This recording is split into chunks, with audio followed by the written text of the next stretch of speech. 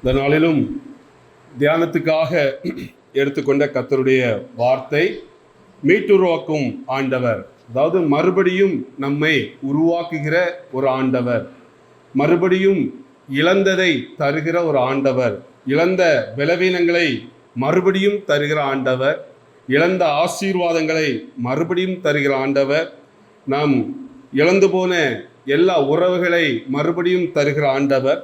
இப்படி நம்முடைய ஆண்டவர் யார் என்று பார்த்தீர்கள் என்றால், மறுபடியும் அவர் நாம் இழந்து போனதை மறுபடியும் நம்முடைய வாழ்விலே தந்து நம்மை உயர்த்துகிறவரும் நம்மை ஆசீர்வதிக்கிறவருமான ஆண்டவராக இருக்கிறார்.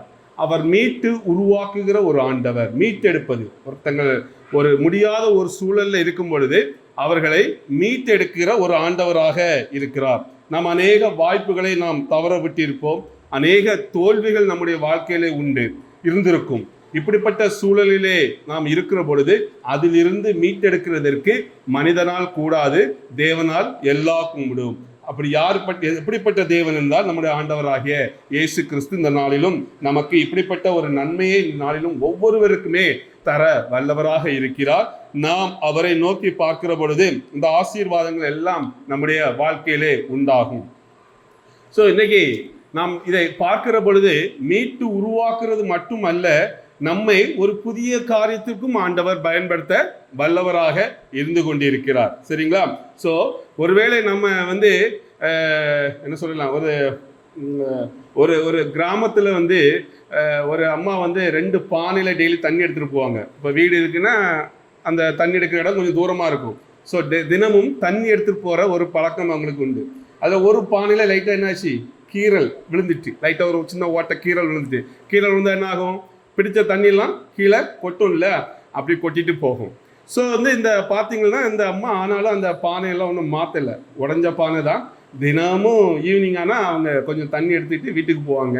இந்த பானை ஃபுல்லாக இருக்கும், இந்த சைடில் இருக்க பானையில் வீட்டுக்கு போச்சுங்க பாதி தண்ணி தான் இருக்கும். அதை பார்த்தா நமக்கு எப்படி இருக்குது, பைத்தியகாரத்தனமாக இருக்குல்ல? ஆமாம். ஆனால் அந்த அம்மா அதை பற்றி கவலை ஒன்றும் படலை. அவங்க ஒரு பர்பஸ்க்காக தான் அதை செய்தாங்க. ஒரு நாள் வேடிக்கையாகவே அந்த பானை கேட்டுதான், பானை கேட்காது, வேடிக்கையாக ஒரு கதை, பானை கேட்டுதான், நான் தான் உடஞ்சிட்டேனே, நீ என்னைய மாற்றலாமே, ஏன் மாற்றாமல் என்னையே யூஸ் பண்ணிட்டு இருக்க, என்னால் உனக்கு ஒரு பிரோஜனம் இல்லை, ரொம்ப லாஸு தானே ஆகிட்டு இருக்குது, தண்ணி எனக்கு எடுக்கிறதுல பாதி தண்ணி தான் உன்னால் வீட்டுக்கு கொண்டு போக முடிகிறது, அப்புறம் ஏன் நீ என்னைய பயன்படுத்துகிறாய் என்று. அப்படிதான் அந்த அம்மா சொன்னாங்களா, அம்மா நீ உடஞ்சிட்டா எனக்கு தெரியும், ஆனாலும் நான் நடந்து வந்த பாதைகளை பார், தண்ணி எடுத்துட்டு வீட்டுக்கு வந்த பாதையை பார், இந்த சைடு நல்ல குடம், இந்த சைடு உடஞ்ச குடம், இந்த உடஞ்ச குடத்தின் தண்ணி ஒழுகும் பார்த்தீங்களா, ஒழுகிற பொழுது அந்த சைடு உள்ள செடிகள் மரங்கள்லாம் நல்லா வளர்ந்துச்சு, ஏன் தினமும் அதற்கு தண்ணி கிடைச்சிது, இந்த சைடு வளரலை. அப்போ அதுலேயும் ஒரு பிரோஜனம் இருக்குல்ல. ஸோ சில நேரங்களில் நம்ம காயப்பட்டிருப்போம், சில நேரங்களில் இந்த பானை போல நம்ம உடைக்கப்பட்டிருப்போம். ஆனால் தேவனுடைய பார்வையில் பார்க்கும் பொழுது ஏதோ 4 பேருக்கு ஆசீர்வாதமாக நாம் இருந்து கொண்டு இருக்கிறோம் என்பதையும் உணர்ந்து, அதுவும் ஆண்டவருடைய ஒரு மீட்டு உருவாக்க பணிகளிலே ஒன்று. பழைய தொலைந்து போன வாழ்க்கையை கொடுக்கிறார். அது மட்டும் இல்லை, நம்முடைய வாழ்க்கையில குறை இருந்தாலும் கர்த்தர் அதை கொண்டும் சில காரியங்கள், பானையில ஒரு குறை இருந்தது, ஆனாலும் அது அநேக செடிகளுக்கு வளமான தண்ணியை ஊற்றி அநேக காய்கனிகள் பறிப்பதற்கு அந்த உடைந்து போன பாத்திரம் பயன்பட்டது. அதே போல இந்த நாளிலும், ஐயோ நான்லாம் என்னைய கொண்டு என்ன பிரோஜனம், நான் இப்படி இருக்கிறேன்னு, என் வாழ்க்கையே உடைந்து போய் இருக்குது என்று சோர்ந்து போகாதீர்கள். உங்களை கொண்டு அந்த உடைந்து போன பாத்திரத்தை கர்த்தரால் பயன்படுத்த முடியும். உங்களை கொண்டு கர்த்தர் பெரிய பெரிய காரியங்களை செய்வார் என்ற ஒரு நம்பிக்கையோடு இன்னைக்கு வீட்டுக்கு போங்க, நம்பிக்கையோடு ஜெபம் செய்யுங்கள். ஆண்டவர் நிச்சயமாக உங்கள் வாழ்விலே பெரிய காரியங்களை இன்னைக்கு செய்வார். சரிங்களா? ஸோ நம்பிக்கை இல்லாமல் இறந்துடக்கூடாது. உடைந்து போயிட்டு தூக்கி போட்டிருந்தால் அன்னைக்கு பயிர்களுக்கு தண்ணி கிடைத்திருக்காது இல்லையா? அதே போல என் வாழ்க்கை உடைந்து போயிட்டு நீங்க சோர்ந்து போனா அதோடு முடிஞ்சு போச்சு. இல்லை, இந்த சூழலிலும் என்னை பயன்படுத்த முடியும் ஆண்டவர், இந்த சூழலிலும் என்னால் யாருக்கோ பயனுண்டு என்று ஒரு உள்ளத்திலே உற்சாகம் உங்களுக்கு வந்துவிட்டால், ஒரு பாசிட்டிவ் எண்ணம் உங்களுக்கு வந்துவிட்டால், கர்த்தர் உங்களை கொண்டு பெரிய பெரிய காரியங்களை செய்ய வல்லவராக இருக்கிறார் என்று உணர்ந்து இந்த ஆண்டவர் மீட்டு உருவாக்குற ஆண்டவரை நோக்கி இன்னைக்கு எல்லா காரியங்களையும் நீங்க பார்க்கணும். சரிங்களா? ஒருவேளை பொருளாதார தடைகள், பணக்குறைவு இருந்தாலும் ஆண்டவர் மாற்ற வல்லவர். ஒருவேளை பலவீனங்களில் இன்னைக்கு இருந்தாலும் இந்த வார்த்தையை நம்ம தியானிக்கிற நாம், ஆண்டவர் பலன் தர, இன்னைக்கு சுகம் தர, புதிதான சுகத்தை தர அவர் வல்லவராக இருக்கிறார். ஏதோ உடைந்து போன உறவுகள் இருந்தாலும் ஆண்டவர் இன்னைக்கு புதிதான ஒரு உறவுகளை உங்களுக்கு அவர் தர வல்லவராக இருக்கிறார். யாருக்கு தருவார்? முழு உள்ளத்தோடு இந்த வார்த்தையை விசுவாசித்து, ஆமா அந்த இயேசு கிறிஸ்துவால் என் வாழ்க்கையில இப்படிப்பட்ட நன்மைகள் கிடைக்கும் என்று நீங்க உண்மையிலே உள்ளத்துல நீங்க விசுவாசித்து இன்னைக்கு இந்த ஆண்டவரை நோக்கி உங்கள் வாழ்விலை பார்ப்பீர்களானால், என்ன ஒரு குறைவுகளோடு, என்ன ஒரு சிறையிருப்போடு, எந்த ஒரு காத்திருப்பு, ரொம்ப நாள் விஷயத்தை காத்து கொண்டிருப்பீங்களா, இது என் வாழ்க்கையில நடக்காதா என்று ஒரு ஏக்கம், ஒரு எண்ணம் உங்களுக்கு இருக்குல்ல, அந்த காரியங்களிலே ஆண்டவர் இன்னைக்கு விடுதலை தர வல்லவராக இருக்கிறார். இது கர்த்தர் நமக்கு வேதத்திலே சொன்ன வாக்குறுதி. இது மாறாது, நிச்சயமாக நிறைவேறும். இது அநேகருடைய வாழ்க்கையில நம்ம பார்க்கும் பொழுது நடந்திருக்கிறதை நாம் பார்க்க முடிகிறது. ஆண்டவர் என்ன அடிப்படையில நமக்கு கொடுக்கிறார் என்று பார்க்கும் பொழுது, இன்னைக்கு நம்ம வாசிக்க கேட்ட அந்த ஏசாயா 44வது அதிகாரத்தை நாம் பார்க்கும் பொழுது 1 to 8 அதிகாரம் வரைக்கும் நமக்கு தியானிக்கிறதுக்கு இன்னைக்கு கொடுத்திருக்கிறாங்க. அங்கே ஆண்டவர் முதலாக முதல் 2 வசனத்தையும் பார்க்கும் பொழுது ஒரு மனிதனை தேர்ந்தெடுக்கிறார். தேர்ந்தெடுக்கிறது எனக்கென்று, கர்த்தருக்கென்று அவர் கடவுள் படைத்த ஆண்டவர் இந்த ஜனம் எனக்கென்று வேண்டும் என்று நம்மை முன்குறித்து தேர்ந்தெடுக்கிறார். அப்படிப்பட்ட ஜனங்கள் தான் அந்த காலத்து இஸ்ரவேலராக இருந்தார்கள். இன்னைக்கு நம்ம எல்லாரும், ஆலயத்தில் இருக்கிற எல்லாருமே அவரால் தேர்ந்தெடுக்கப்பட்ட ஜனங்கள். சரிங்களா? சோ நம்மை அவர் கைவிடவே மாட்டார். சரிங்களா? என்ன பாடுபட்டினாலும் நமக்கு ஒரு புது வாழ்வு தர அவர் வல்லவராக அவர் இருந்து கொண்டிருக்கிறார். சரிங்களா? சோ அவர் தேர்ந்தெடுத்த காரியத்திலே அவர் விட்டுவிட்டால் அது தேர்ந்தெடுப்பு சரியில்லைன்னு அர்த்தம் இல்லையா? அதனால நிச்சயமாக அவரால் தேர்ந்தெடுக்கப்பட்டோம் என்றால் நம்முடைய வாழ்விலே நிச்சயமாக அவரால் ஒரு மீட்பு உண்டு என்பதை நாம் இன்றைக்கு தெரிந்து கொள்ள வேண்டும். இங்கே சொல்லப்பட்டிருக்கிற முதல் 2 அதிகாரமும் அவர் அப்படிதான் சொல்றார். யாக்கோபே தெரிந்து கொண்ட இஸ்ரவேல் என்று. அன்னைக்கு இஸ்ரவேல் ஜனங்களை தான் அவர் தெரிந்து கொண்டார் பழைய ஏற்பாட்டிலே. இன்றைக்கு கடந்த இயேசு கிறிஸ்து வந்த பிறகு எல்லா ஜனங்களும், இன்னைக்கு ஆலயத்துல நீங்க இயேசு கிறிஸ்து விசுவாசித்து வந்த ஜனங்கள் எல்லாம் அவரால் தேர்ந்தெடுக்கப்பட்ட ஒரு ஜனங்களாக நீங்கள் இன்றைக்கு இருந்து கொண்டிருக்கிறதை பார்க்கிறோம். சோ அப்படிப்பட்ட தேர்ந்தெடுத்தலை இன்னைக்கு நாம் நம்முடைய வாழ்விலே உறுதி செய்ய வேண்டும். நான் இயேசு கிறிஸ்துவால் தேர்ந்தெடுக்கப்பட்டவன் என்ற உறுதி உங்கள் உள்ளத்துக்குள்ளே ஒரு நிச்சயம் வந்து விட்டாலே நமக்கு பாதி பிரச்சனை இன்னைக்கு எல்லாம் நம்மை விட்டு கடந்து வெளியேறி போய்விடும். சரியா? சோ இன்னைக்கு நமக்கும் ஆண்டவருக்கும் உள்ள ஒரு உறவை நாம் இன்னைக்கு நன்றாக புரிந்து கொள்ள வேண்டும். முதலாக இன்னைக்கு நன்மைகள் நம்முடைய வாழ்விலே வேண்டும், ஒரு வாழ்க்கையில ஒரு மீட்பு வேண்டும் என்று விரும்புகிற நாம் முதலாவது நாம் புரிந்து கொள்ள வேண்டியது அவருக்கும் எனக்கும் என்ன உறவு என்பதிலே நீங்கள் இன்னைக்கு ரொம்ப கவனமாக இருக்க வேண்டும். அப்பா பிள்ளைகள் உறவு, கடவுள் அவர் படைத்தவர், நம்ம சிருஷ்டிக்கப்பட்டவர்கள், இந்த ஒரு உறவு. ஆனால் அவர் என்னை தேர்ந்தெடுத்திருக்கிறார் என்ற ஒரு சந்தோஷம் நம்முடைய உள்ளத்திலே வரும்பொழுது, ஒரு விசுவாசம் நமக்குள்ளே வரும்பொழுது ஆண்டவர் அந்த விசுவாசத்தை பார்க்கிறார், உங்க உள்ளத்தை பார்க்கிறார். நீங்க யார்கிட்ட என்ன பேசுறீங்க, நீங்க என்ன வேலை செய்றீங்க, அதை அவர் பார்க்கறதில்லை. உங்கள் உள்ளத்தை பார்க்கிறார். நீங்கள் பிரச்சனைகள் மத்தியிலே எப்படி இருக்கிறீர்கள் என்று பார்க்கிறார். பிரச்சனைகள் மத்தியிலே விசுவாசத்தோடு இருக்கிறீர்களா என்று பாரு. யோபு தெரியல, யோபு சம்பவம் நிறைய பேருக்கு தெரியல. எவ்வளவு பெரிய ஒரு வேதனையான ஒரு சம்பவம். அந்த சம்பவம் சாதாரணமாக மனிதர்களால் தாங்கிக் கொள்ள முடியாது. அவ்வளவு பெரிய ஒரு கொடுமையான ஒரு சம்பவம். எல்லாம் பிடுங்கப்பட்டது. ஆனாலும் அந்த யோபு எல்லா சூழலிலும் கர்த்தர் மேல் விசுவாசமாக இருந்தால் ஒரு பிரசன்ட் வாயிலிருந்து நெகட்டிவ் தேவையில்லாத வார்த்தைகள் வரவில்லை. ஏன் ஆண்டவர் எனக்கு இப்படி செய்தார் அப்படி ஒன்றுமே சொல்லவில்லை. அவர் முழுமையான ஒரு விசுவாசத்தோடு அந்த யோபுடைய இருதயத்தை பார்த்தார் ஆண்டவர். அவருக்கு இரட்டிப்பான நன்மைகளை ஆண்டவர் பின் நாட்களிலே மீட்டு உருவாக்குனதை நாம் அறிந்திருக்கிறோம், நாம் அதை விசுவாசிக்கிறோம்.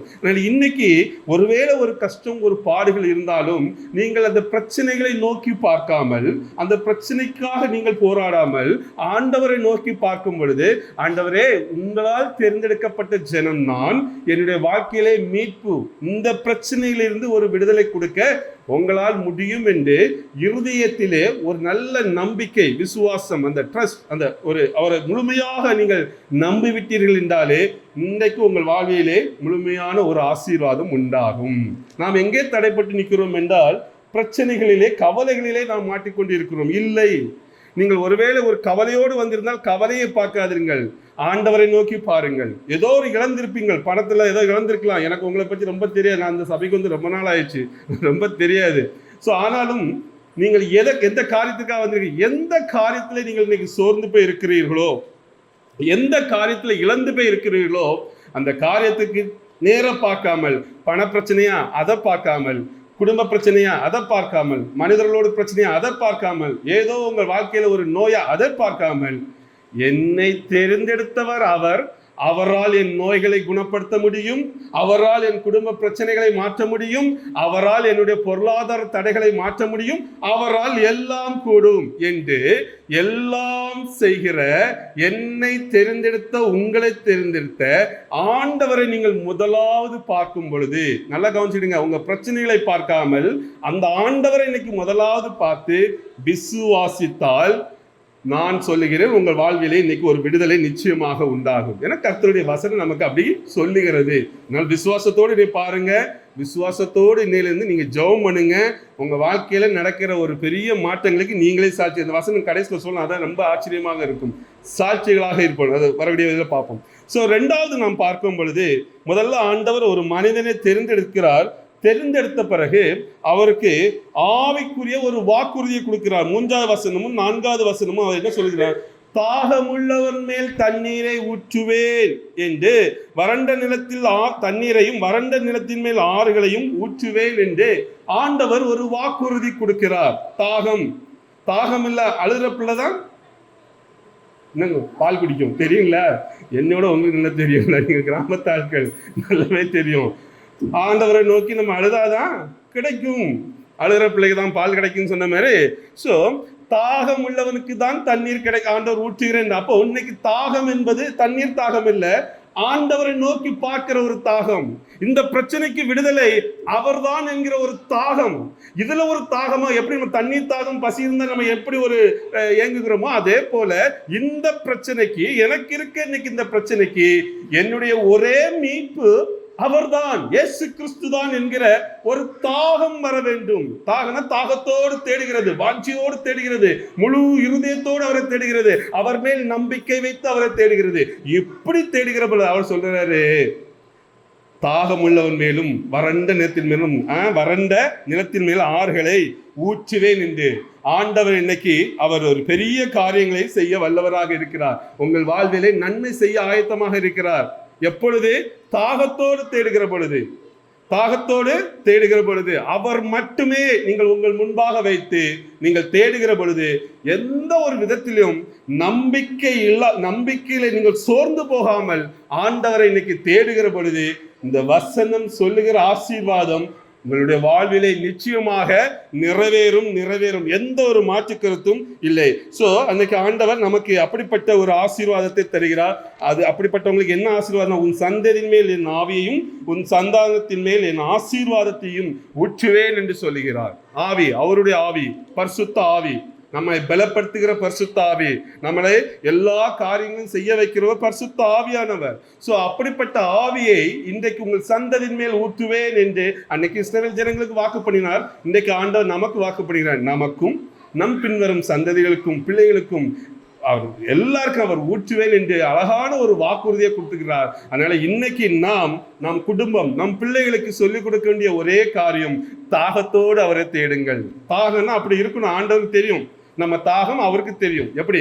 ஆண்டவரை தேடுவதிலே இருக்கிற தாகம் அவருக்கு புரிய முடியும். அப்படிப்பட்டவங்க மேலே அன்றைக்கே அவர் ஊற்ற வல்லவராக இருக்க. நாளைக்கு நாளை கழிச்சு இல்ல, இன்னைக்கு தாகம் எடுத்தா இன்னைக்கு தண்ணி குடிக்கணும். அதே போல ஆண்டவர் மீது நீங்கள் தாகம் மட்டும் கொண்டு விட்டீங்கன்னா நிச்சயமாக சொல்லுகிறேன், உங்கள் மேல் இந்த எல்லா நம்பிக்கை ஆசீர்வாதங்களும் ஆண்டவர் உடனே ஊற்ற, உடனே கொடுக்க அவர் வல்லவராக இருக்கிறார். அவர் 2-3 காரியங்களை தான் நோக்கி கொண்டிருக்கிறார். என் பிள்ளைகள், நான் தேர்ந்தெடுத்த பிள்ளைகள் என்னை பார்க்க வேண்டும், என் மீது அவர்கள் தாகமாக இருக்க வேண்டும். அவர்கள் தாகத்தோடு தேடுகிற பொழுது எப்பேற்பட்ட சூழலிலும் நான் அவர்களை விடுவித்து நான் அவர்களுக்கு சாட்சியாக இருப்பேன் என்று ஆண்டவர் இன்னைக்கு நமக்கு அழகான ஒரு வாக்குறுதி இந்த நாளிலும் கொடுக்கிறதை நாம் பார்க்கிறோம். சோ இந்த ஆவியை ஊற்றுகிற பொழுது ஜனங்கள் பயப்பட மாட்டார்கள். சோ இதை இன்றைக்கு நாம் கேட்க ஒவ்வொருவரும் ஆயத்தமாக இருக்க வேண்டும். ஏனென்றால் அவர் ஆவியை ஊற்றும் போது கர்த்தர் காட்டுகிற கிருபை நம்முடைய வாழ்விலே உண்டாகும். கிருபை என்பது தகுதி இல்லாதவர்களுக்கு கொடுக்கப்படுகிற வெகுமதி, பரிசு. சோ இன்னைக்கு நீங்கள் அப்படிப்பட்ட ஒரு காரியத்தில் அவர் தேடுகிற பொழுது அவருடைய கிருபை நமக்கு வரும். அவர் கிருபையினால்தான் எல்லாம் இயங்கி கொண்டிருக்கிறது. நம்முடைய வாழ்விலே இந்த ஆசீர்வாதங்கள் எல்லாம் வரும். தோல்வியின் சூழல்கள் எல்லாம் மாறும். நம்முடைய வாழ்விலே எந்த சூழலை நீங்கள் தோற்றிருந்தாலும் அந்த சூழல்கள் மாறும். அன்றைக்கு இஸ்ரவேல் ஜனங்கள் அடிமைத்தனமாக ஒரு நாட்டிலே கடத்தப்பட்டிருந்தார்கள். அப்பொழுதுதான் இந்த வார்த்தைகளும் கொடுக்கப்பட்டது அவங்களுக்கு. ஸோ அந்த சூழலிலே அவர்களை மீட்பேன் என்று ஆண்டவர் அவர்களுக்கு ஒரு நல்ல ஒரு ஆசீர்வாதமான வார்த்தையை அன்று இஸ்ரவேல் ஜனங்களுக்கு கொடுத்தார். முதலாவது என்னது? நான் யார் என்பதை தெரிந்து கொள்ள வேண்டும். உங்களுக்கு ஆண்டவருக்கு என்ன உறவு என்பதை தெரிந்து கொள்ள வேண்டும். ஏதோ அறியாதவர் இல்ல, புரியாதவர் இல்ல, அப்பா பிதாவே என்று கூப்பிடுகிற அழகான ஒரு ஸ்லாக்கியத்தை கொடுத்திருக்கிறார். நம்மை உருவாக்கி தாயின் வயத்திலே அவர் நம்மை கர்ப்பத்திலே உருவாக்கி ஏந்தி சுமந்து காத்து வழி நடத்தின ஆண்டவர். அவருக்கு தெரியாதா? உங்களை உருவாக்கின அவருக்கு யாருன்னே தெரியாத ஒரு மனுஷன், நம்ம என்னன்னே தெரியாமல் இருந்து ஒரு தாயின் கர்ப்பத்திலே ஒரு குழந்தையை உருவாக்கி இம்மட்டும் நம்மளை வளர்த்து இவ்வளவு பெரிய ஆட்களாக உருவாக்கின அவருக்கு நம் பிரச்சனைகள் எல்லாம் சாதாரண விஷயம். உருவாக்கினவருக்கு மனுஷனையே உருவாக்கினவருக்கு மனுஷ பிரச்சனைகள் அவருக்கு சாதாரண விஷயம். நம்பிக்கையோடு அவர்கிட்ட திரும்புங்க. என்னை உருவாக்கினவர் அவர், அவர்கிட்ட தான் எனக்கு விடிவு காலம் உண்டு என்பதை புரிந்து கொள்ளுங்கள். சரிங்களா? ஸோ இன்னைக்கு ஒரு பைக்கில் ஏதோ ரிப்பேர்னா எங்கே போவோம்? டாக்டர்கிட்டே போவோம், ஷோரூம் தான் போவோம் இல்லையா? பைக் ரிப்பேர் ஷாப் தான் போவோம். ஏன்னா அவங்களுக்கு தான் தெரியும். ஸோ நம்மளை உருவாக்குனவர் யாரு? ஆண்டவர். ஏதாவது பிரச்சனைன்னு யார்கிட்ட போகணும்? வேற யார்கிட்ட போய் நிற்காங்க. யார் உருவாக்குறாங்களோ அவங்கள்ட்ட போங்க. கம்பெனி ஓனர்கிட்ட போங்க. ஆண்டவராக இயேசு கிறிஸ்து அவர்கிட்ட போய் நிற்கிற பழக்கத்தை நம்ம வருகிற பொழுது அவர் நிச்சயமாக மீட்டு உருவாக்குவார். மூன்றாவது ஒரு காரியத்தை ஆண்டவர் சொல்கிறார், ஒரு புதிய அடையாளம். இன்னைக்கு நம்ம ஏதோ ஒரு விதத்தில் தோற்று போய் இருக்கலாம், ஏதோ ஒரு விதத்துல கலங்கி போய் இருக்கலாம், ஏதோ ஒரு விதத்துல வாழ்க்கையை இழந்தவர்கள் போல நம்ம இருந்து கொண்டிருக்கலாம். அப்படிப்பட்டவர்களுக்கு ஆண்டவர் அவருடைய ஆவியை ஊற்றி அவர் சொல்றார், உங்களுக்கு ஒரு புதிய அடையாளத்தை தருகிறேன். 5வது வசனத்தில் சொல்றாரு, ஒரு புதிய அடையாளத்தை அவங்க தரித்துக் கொள்வார்கள். அதுல 4 அடையாளம் சொல்ல. ஒருவன் சொல்றான், நான் கர்த்தருடையவன் என்பான். ஒருவன் யாக்கோபின் பெயரை தரித்துக் கொள்வான். ஒருவன் நான் கர்த்தருடையவன் என்று கையெழுத்து போட்டு இஸ்ரவேல் நாமத்தை தரித்துக் கொள்வான் என்று இருக்கிறது. ஸோ இதில் பார்க்கும் பொழுது நான் கர்த்தருடையவன் என்று சொல்கிற பொழுது அது ஒரு உரிமையை நமக்கு கொடுக்கிறது. சரியா? நான் சொல்றேன், நீங்க சொல்றீங்க, நான் யாரு தெரியுமா? நான் யாரு? இன்னார்க்க ஆளு, இன்னார்க்க பிள்ளை. அது ஒரு உரிமை. எங்க அப்பா யாரு தெரியுமா? எங்க தாத்தா யாரு தெரியுமா? எவ்வளவு தைரியமா பேசுவோம். அதுல எனக்கு ஒரு உரிமை. நான் சொல்லும் போது இவருக்கு பேரன் தான் நான் சொல்லும் போது இல்லை ஏதாவது மாற்றம் உண்டா? அவ்வளோ உரிமையோடு சொல்றேன், நான் யாரு தெரியுமா? இந்த ஆளுக்கு பேரன் அப்படின்னா ஒரு பெரிய அடையாளம். அதுல எந்த மாற்றமும் வரப்போறது இல்லை. அது நமக்கு கொடுக்கப்பட்ட அடையாளம். இப்போ நான் ஒரு சின்ன வயசு இருக்கு, எனக்கு ஒரு சின்ன வயசுன்னு வச்சுங்களேன், ஒரு 10-15 வயசு தான் எனக்கு ஒரு பெரிய அடையாளம் இருக்காது இல்லையா? நான் இப்போ இந்த கிராமத்துல தான் இருக்கிறேன், எனக்குன்னு ஒரு அடையாளம் இருக்காது. அப்போ என்னுடைய அடையாளம் யாரு? இவருக்கு பையன் இல்லை இவருடைய பேரன், இதுதான் அடையாளம். கரெக்டா? ஸோ இந்த உலகத்துல பரதேசியாக வாழ்ந்து கொண்டிருக்கிற உங்களுக்கும் எனக்கும் ஒரே அடையாளம், கர்த்தர். நான் கர்த்தருடையவன், நான் கர்த்தருடையவன். அந்த அடையாளம் உங்களை ஜெயிக்க வைக்கும், அந்த அடையாளம் உங்களை பாதுகாக்கும், அந்த அடையாளம் உங்களை வழிநடத்தும். ஒரு பெரிய ஒரு அமைச்சருடைய பையனை அவங்களுக்கு இருக்கிற மரியாதை தெரியல, இவருடைய பேரன் பார்த்து சொன்னோடனே நம்ம எவ்வளவு தூரம் வித்தியாசமா பார்க்கிறோம். அவங்களுக்கு இருக்க மரியாதை. வானத்தையும் பூமியை உண்டு பண்ணின சர்வ வல்லருடைய பிள்ளைகள் என்ற ஒரு அடையாளம். தைரியமாக சொல்லுங்கள், நான் கர்த்தருடையவன். என்னுடைய பிரச்சனைகள் மாறும், கர்த்தரால் எல்லாம் மாற்றப்படும். அவர் ஜனங்களை மீட்டு வழிநடத்துகிற ஒரு ஆண்டவர். அதனால தைரியமாக இன்னைக்கு நீங்கள் ஒன்று சொல்ல வேண்டும், புதிய அடையாளத்தை நீங்கள் உங்களுக்கு தரித்துக் கொள்ளுங்கள். சோர்ந்து போகாதீர்கள். ஐயோ என் வாழ்க்கை எனக்கு நின்று யாரும் இல்லை, என் வாழ்க்கை அவ்வளவுதான் இல்ல. உங்களுக்குன்னு ஒருத்தர் இருக்கிறார், அவர்தான் கர்த்தர். அந்த அடையாளத்தை நீங்கள் தரித்துக் கொள்ளுங்கள். முதலாவது நான் கர்த்தருடையவன் என்கிற ஒரு அடையாளம், ஒரு நம்பிக்கை உங்களுக்குள்ளாக வரும் பொழுது உங்கள் பிரச்சனைகள் இன்றைக்கு மாறும். நாம் தோற்று போகிற இடம் இதுதான். ஆண்டவர் மேல் தாகமாக தேட மறந்து விடுகிறோம். ஆண்டவரை உறுதியாக பிடிக்க நாம் மறந்து விடுகிறோம். என் அடையாளம் அவர் என்பதை மறந்து விடுகிறோம். மறந்துட்டு எல்லா மனுஷர்களும் புலம்புவது போல பிரச்சனைகளை பார்த்து புலம்புகிற பொழுது பிரச்சனை இருந்து கொண்டேதான் இருக்கும். இன்றைக்கு ஆண்டவர் நமக்கு தருகிற அருமையான வார்த்தை, நீங்கள் அவருடையவர்கள் என்ற ஒரு புதிய அடையாளத்தை இன்றைக்கு நீங்கள் உங்களுக்கு நீங்கள் தான் வழங்கி கொடுங்க. அவர் கொடுத்துட்டாரு, நீங்கள் அதை உறுதியாக பிடிக்கிற பொழுது உங்கள் வாழ்விலே வெற்றி உண்டு. 2வது சொல்றாரு, யாக்கோபின் நாமத்தை தொழுது கொள்வார் என்று.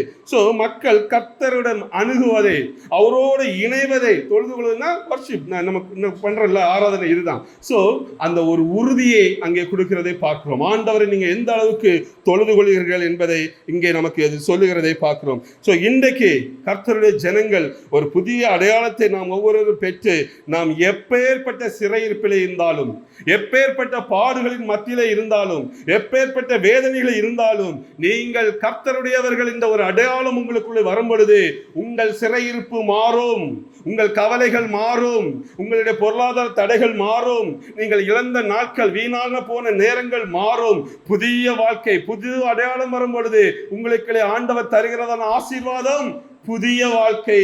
அந்த புதிய வாழ்க்கையை நீங்கள் இன்னைக்கு பெற்றுக்கொள்வதற்கு ஆண்டவர் உங்களை இன்றைக்கு அழைக்கிறார். ஒவ்வொருவரையும் அழைக்கிறார். அல்லேலூயா. இன்னைக்கு நம்பிக்கையோடு அவரை பாருங்க, நம்பிக்கையோடு உறுதியாக தாகத்தோடு தேடி இந்த அடையாளத்தை நீங்கள் உங்கள் நெற்றிகளிலே போட்டுக்கொள்ளுங்கள். இதுதான் ஆண்டவர் நமக்கு சொல்லுகிறது. நான் கர்த்தருடையவன், இந்த கர்த்தருடைய நாமம் நமக்கு ஒரு பெரிய அடைக்கலமாக இருக்கும். சங்கீதம் 20 பார்க்கிறோம், யாக்கோபின் தேவனுடைய நாமம் எனக்கு உயர்ந்த அடைக்கலம் என்று. அந்த நாமத்தை நீங்கள் தொழுது கொள்கிற பொழுது, அவருடைய நாமத்தை நீங்கள் அடையாளப்படுத்துகிற பொழுது, நான் அவருக்கு சொந்தம் என்பதை நீங்கள் உறுதிப்படுத்துகிற பொழுது, நீங்கள் இருக்கிற இடம் ஒரு பெரிய அடைக்கலம் ஒரு வாழ்வை ஆண்டவர் தர வல்லவராக இருக்கிறார். அடுத்ததாக பார்க்கும் பொழுது 6 வரை பார்க்கும் பொழுது அங்கே தன்னை அவர் சொல்கிற நாதாம் முதலும் கடைசியும் என்று ஆண்டு சொல்ல, நான் முந்தினவரும் பிந்தினவரும் தானே, என்னை தவிர தேவன் இல்லை என்று இஸ்ரவேலின் ராஜாவாகிய கர்த்தரும் சேனைகளின் கர்த்தராகிய அவருடைய மீட்பரும் சொல்லுகிறார் என்று ஆண்டவர் அங்கே சொல்லுகிறதை நாம் பார்க்க முடிகிறது. ஸோ இன்றைக்கு நாம் அவர் நம்முடைய கண்மலையாக நம்முடைய வாழ்விலே இருந்த அர்த்த வசனம் சொல்ல, அவர் நம்முடைய வாழ்விலே கண்மலையாக இருந்து முதலும் சரி கடைசியும் சரி. அப்படின்னது ஃபர்ஸ்ட்லயும் அவர் தான் இருக்கிறாரு, கடைசிலையும் அவர் தான் இருக்காரு, மிடில் யார் இருக்கு, நம்ம இருக்கு. அங்க போனாலும் இவர் தான், இங்க போனாலும் அவர் தான். நம்முடைய வாழ்வின் முதலும் சரி முடிவும் சரி, என்னுடைய பிறப்பு முதல் என்னுடைய மரணம் வரை இந்த உலகத்திலே வாழ்ற வாழ்க்கையிலே முதல்ல இருந்து கடைசி வரைக்கும் அவர்தான் கண்மலையாகிய கர்த்தர் என்பதை நீங்கள் இன்னைக்கு உங்கள் வாழ்விலே புரிந்து அவர் சொல்ல, நான் முந்தினவரும் பிந்தினவரும் தானே என்று அவர் சொல்லுகிறதை நம்ம பார்க்க முடிகிறது. என்னை தவிர வேறு தேவன் இல்லை இந்த ஆண்டவர் உறுதியாக நம்மளை பார்க்க சொல்லுகிறார். அதான் முழு ஹிருதயத்தோடு எந்த பாடுகள் வரும், கஷ்டங்கள் வரும், அதுல நீங்கள் எந்த அளவுக்கு ஆண்டவரை பார்க்கிறீர்கள் என்பதுதான் ஆண்டவருடைய ஒரே பார்வை. அந்த பார்வை அவர் பார்த்த போது அதிலே நீங்கள் வெற்றி அடைந்து விட்டால் நிச்சயமாக சொல்லுகிறேன், ஒரு பெரிய ஆசீர்வாதத்தை ஆண்டவர் பின்பாக வைத்திருக்கிறார். ஆண்டவர் உங்களுக்காக பெரிய ஒரு காரியத்தை உங்கள் கண்கள் காணும் அளவுக்கு நீங்கள் எதிர்பாராத பெரிய பெரிய காரியங்களை செய்ய வல்லவராக இருக்கிறார். ஒன்றே ஒன்றுதான் நீங்கள் செய்ய வேண்டும், அவர்களை முழுமையாக தேடி தாகத்தோடு தேடி அவருடைய நாமத்திலே நீங்கள் அடையாளத்தை பெற்று நீங்கள் ஒரு புதியவர்களாக மாறுகிற பொழுது புதிய வாழ்க்கையை உங்களுக்கு தருகிறேன் என்று ஆண்டவர் இன்றைக்கு நமக்கு வாக்குத்தத்தம் பண்ணுகிறதை பார்க்க முடியுது. 8வது வசனம் சொல்றாரு, கடைசியில பார்க்கும் பொழுது நீங்கள் சத்தியத்துக்கு சாட்சிகள் என்று நம்ம 8வது வசனத்தை பார்க்கும்போது, நீங்கள் கலங்காமலும் பயப்படாமலும் இருங்கள், அக்காலம் முதல் கொண்டு நான் அதை உனக்கு விளங்க பண்ணினதும் முன்னறிவித்ததும் இல்லையோ, இதற்கு நீங்களே என் சாட்சிகள் என்று ஆண்டவர் சொல்லுகிறார். முதல்ல சொன்னல, நம்ம சாட்சிகளாக ஆண்டவர் வைத்திருக்கிறார். இப்போ நேரம் சொன்ன அந்த காரியத்திற்கு நீங்களும் நானும் சாட்சிகளாக ஆண்டவருக்கு இருக்க வேண்டும். நீ உங்களுடைய வாழ்க்கையில உள்ள மாற்றத்தை பார்த்து இந்த பட்டணத்தில் உள்ள இந்த கிராமத்தில் உள்ள ஒவ்வொருவருக்கும் நீங்கள் சாட்சிகளாக இருக்க வேண்டும். ஆண்டவர் எப்படிப்பட்டவர், அவர் எப்படி என்னென்ன காரியங்கள் செய்வார், நம்ம தான் சாட்சி. நம்முடைய வாழ்க்கை கர்த்தருக்குள்ளாக பலப்படுகிற பொழுது, நீங்கள் ஒரு புதிய வாழ்க்கையை கர்த்தரிடமிருந்து பெறுகிற பொழுது அது மற்றவர்களுக்கு சாட்சியாக இருக்கும். அது கர்த்தருடைய நாம மகிமைக்கென்று இருக்கும் என்பதை வேதம் நமக்கு அழகாக சொல்லுகிறதை பார்க்கிறோம். ஸோ இதே போல இன்றைக்கு ஆண்டவர் வேதத்தில் அநேக பேர் மறுசீரமைத்திருக்கிறார். அதாவது மீட்டு மறுபடியும் உருவாக்கி இருக்கிறார். வழி தப்பி போனவங்களை மறுபடியும் கொண்டு வந்திருக்கிறார். சிறைப்பட்டவர்களை விடுதலையாக்கி இருக்கிறார். பலவீனத்தோடு இருந்தவர்களை சுகப்படுத்திருக்கிறார். வேதத்தை பார்க்கும் பொழுது எத்தனையோ எக்ஸாம்பிள் பார்க்கிறோம். இயேசு கிறிஸ்துவின் ஊழியத்தில் எவ்வளவோ அற்புதங்கள், என்னென்ன சுகம், ஒவ்வொரு பலவீனத்திலும் இருந்து ஆண்டவர் அங்கே சுகம் கொடுக்கிறதை நாம் அங்கே பார்க்க முடிகிறது. யோபுடைய வாழ்க்கையை பார்க்கும் பொழுது எல்லாம் போனது, ஒன்றும் இல்லை, குடும்பம் எதுவும் இல்லை, ஊராரெல்லாம் அவரை குறை சொல்லுகிறார்கள். அந்த சூழலிலும் அந்த மனிதன் ஆண்டவருக்காக உண்மையாக இருந்தார். கர்த்தரை மட்டும் நோக்கி பார்த்தார், விசுவாசத்தோடு இருந்தார். ஒரு வார்த்தை கூட ஆண்டவருக்கு விரோதமாக பேசவில்லை. அதோட பலன் ஆண்டவர் கடைசியாக அவர் இரட்டிப்பாக ஆசீர்வதிக்கிறதை நாம் பார்க்க முடிகிறது.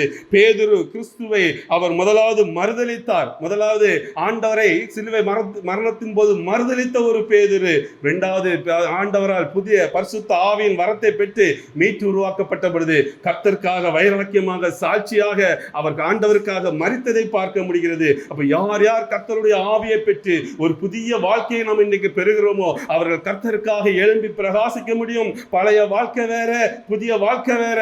அது வேற வாழ்க்கை, இது வேற வாழ்க்கை.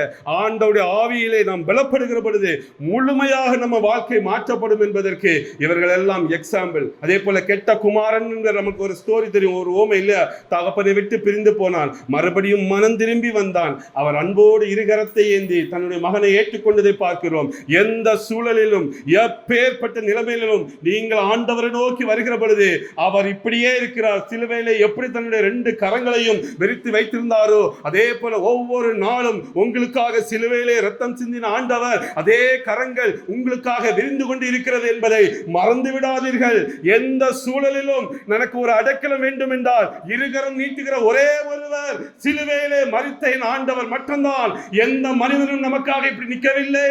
இயேசு கிறிஸ்து மட்டுமே உங்களுக்காகவும் எனக்காகவும் கையை ஏந்தி சிலுவையிலே மரித்தார். எதற்காக? இப்படிப்பட்ட மக்கள், பாடுகளின் மத்தியிலே இருக்க ஜனங்கள், வேதனையில் இருக்க ஜனங்கள் வருகிற பொழுது அவர்களை அணைத்துக் கொள்வதற்காக. இன்னைக்கு நமக்கு தேவை ஒரு அரவணைப்பு, மனிதனுக்கு தேவை இன்னைக்கு ஒரு அன்பு. இது இல்லாம தான் அநேக ஜனங்கள் இருந்து கொண்டு இருக்கிறார்கள். ஆண்டவர் சொல்லுகிறார், உங்களுக்காக சிலுவையிலே மரித்த என்னை நோக்கி பாருங்கள். அந்த அரவணைப்பு உங்கள் வாழ்வில உண்டு. எந்த சூழலில் வந்தாலும் உங்களுக்காக என் கரங்கள் விரிந்தே இருக்கிறது, உங்களை அணைப்பதற்காக. கர்த்தருடைய வார்த்தை சொல்லுகிறது. அதனால சோர்ந்தே போகாதீர்கள். நீங்கள் எப்பேற்பட்ட சூழலிலே இப்பொழுது இருக்கிறீர்கள் என்று எனக்கு தெரியாது. நீங்கள் இன்றைக்கு பார்க்க வேண்டியது உங்களுக்காக மரித்து உங்களை மீட்டு உருவாக்குவதற்காக ஒரு புது அடையாளத்தை உங்களுக்கு கொடுத்து புது சிருஷ்டியாக அவர் உங்களை மாற்றுவதற்கு வல்லவராக இருக்கிறார். அந்த இயேசு கிறிஸ்துவை இன்று நீங்கள் உங்கள் வாழ்க்கையிலே நீங்கள் பார்க்கிற பொழுது நிச்சயமாக சொல்லுகிறேன், ஒரு பெரிய ஆசீர்வாதம் அவர் நமக்கு தர வல்லவராக இருக்கிறார். அதனால இன்னைக்கு என்ன பண்ணணும்? சோர்ந்து போகாமல் ஆண்டவரை பாருங்க. முதலாவது தைரியமா யோசிங்க, நான் கர்த்தருடையவன் என்ற ஒரு வைராக்கியம் இருக்க வேண்டும். இரண்டாவது பரிசுத்த ஆவியினுடைய பலத்தை பெற்றுக்கொள்ள வேண்டும். அந்த அனுபவம் இல்லைன்னா ஆண்டவர்கிட்ட தாகத்தோடு கேளுங்க. பரிசுத்த ஆவியானவர் நம்ம மேல வருகிற பொழுது நாம் பலனடைந்து நம்ம யூதேயா சமாரியா எங்கும் சாட்சிகளாக இருப்போம்னு வேதம் சொல்லுகிறது. நாம் மற்றவர்களுக்கு சாட்சிகளாக இருப்போம். பரிசுத்த ஆவியானவர் நம்ம எல்லா விதத்திலும் நம்ம நடத்த வல்லவராக இருக்கிறார். அப்படி வரும் பொழுது புதிய அடையாளத்தை தரித்து நான் கர்த்தருடையவன் என்ற ஒரே ஒரு எண்ணம். நான் யார் என்று ஒருத்தன் கேட்டா, நீங்க யாருன்னு கேட்டா என்ன சொல்லணும்? நான் கர்த்தருடையவன்.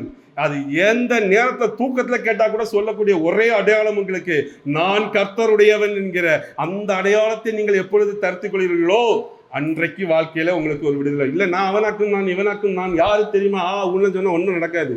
நான் யார் என்ற ஒரு கேள்விக்கு உங்கள் வாழ்நாள் முழுவதும் நான் கர்த்தருடையவன் என்ற பதில் உங்கள் உள்ளத்துக்குள்ளே இருந்து வருமானால் மீதியை கர்த்தர் உங்களுக்காக பார்த்துக்கொள்ள வல்லவராக இருக்கிறார். அதனால தைரியமாக இருங்கள், தாகத்தோடு தேடுங்கள். ஆண்டவர் அப்படிப்பட்ட ஆட்கள் மேல் தன்னுடைய ஆவியை ஊற்றுவேன் என்று இன்னைக்கு வாக்குறுதி பண்ணியிருக்கிறார். தாகத்தோடு அவரை தேடுகிற பொழுது அவர் நிச்சயமாக உங்கள் தாகத்தை தீர்க்க வல்லவராக இருக்கிறார் என்பதை நாம் இன்றைக்கு நன்றாக அறிந்து கொள்ள முடியும்.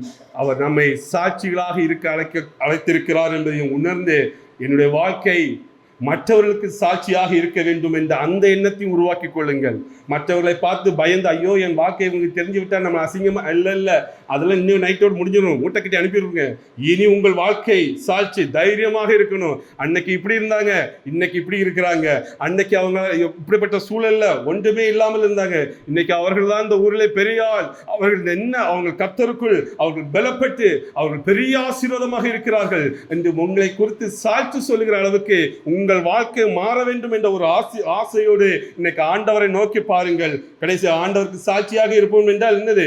உண்மையாக எல்லாவற்றையும் வெறுத்து எப்பொழுதும் கர்த்தருக்காக எல்லா சூழலிலும் நான் சாட்சியாக இருக்கிறேன் ஆண்டவரே என்றால் நான் என் வாழ்நாள் முழுவதும் கர்த்தருக்காக வாழ்வேன்.